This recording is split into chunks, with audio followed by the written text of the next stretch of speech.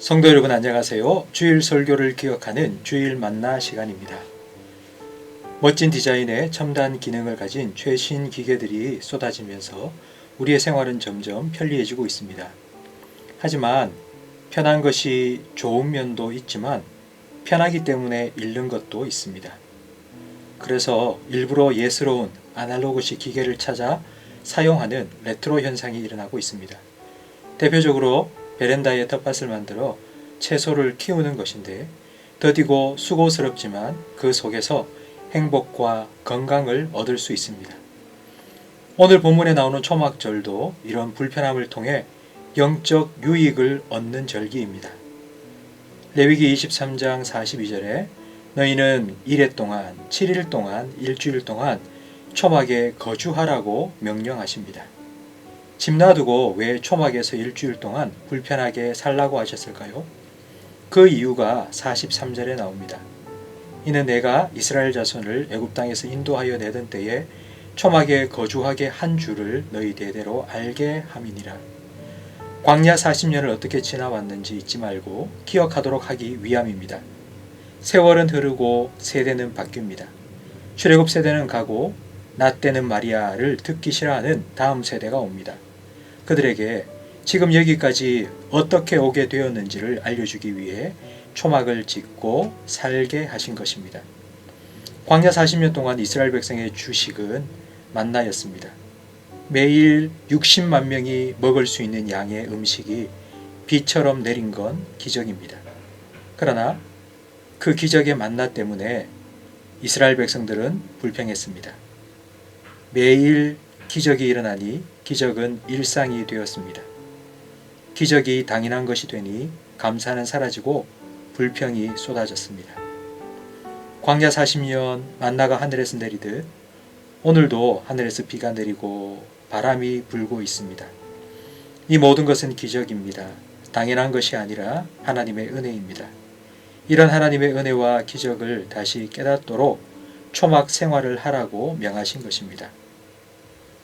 일상을 떠나 초막에서 살다 보면 정말 중요한 것이 무엇인지 깨닫습니다. 필수적인 것과 부수적인 것들이 구분됩니다. 필수적인 것들은 사는데 없었으면 안 되는 것입니다. 핸드폰, 텔레비전은 없어도 살 수 있습니다. 이런 것은 부수적인 것입니다. 햇빛과 공기, 생명과 건강은 없으면 안 됩니다. 이런 것들이 필수적인 것입니다. 코로나로 인해 우리는 일상을 떠나 초막 생활을 하는 것처럼 살고 있습니다.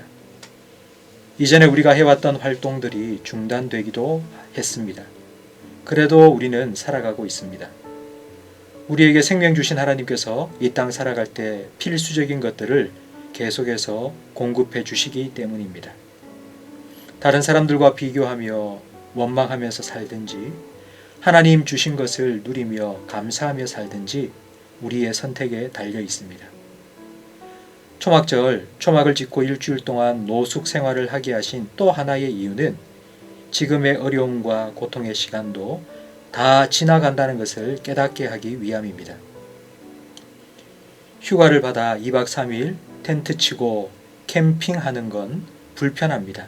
하지만 추억이라 생각하고 참고 견딥니다. 영원히 텐트에서 사는 것이 아니라 곧 집으로 돌아갈 줄 알기 때문입니다. 이 땅의 삶은 초막 생활과 같습니다. 우리는 이 땅에 잠시 육신의 텐트 안에 살다가 때가 되면 텐트를 걷고 영원한 천국 집으로 돌아갑니다.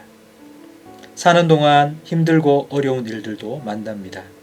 그 고난과 고통을 참고 견딜 수 있는 건 이 또한 지나가기 때문입니다. 지금 우리는 초막에 사는 것 같은 불편한 시간을 보내고 있습니다. 방역 2단계로 격상되면 또 경제활동이 위축되고 함께 모여 예배할 수도 없을 수 있습니다. 그러나 그 시간이 우리에겐 초막절과 같은 시간입니다. 초막절, 이스라엘 백성들은 집 놔두고 초막에서 텔레비전도 스마트폰도 없이 지내면서 할아버지와 아버지, 엄마가 들려주는 나 때는 말이야 라는 이야기를 재미있게 들었습니다. 우리들의 삶이 자녀들에게 들려줄 우리가 만난 하나님 이야기가 되기를 간절히 바랍니다. 성도 여러분, 자녀들이 내가 산을 향하여 눈을 들리라 나의 도움이 어디서 올까? 라고 물을 때에 너도 말이야 하나님께서 지켜주실 거고 인도해 주실 거야 라고 이야기해 주세요.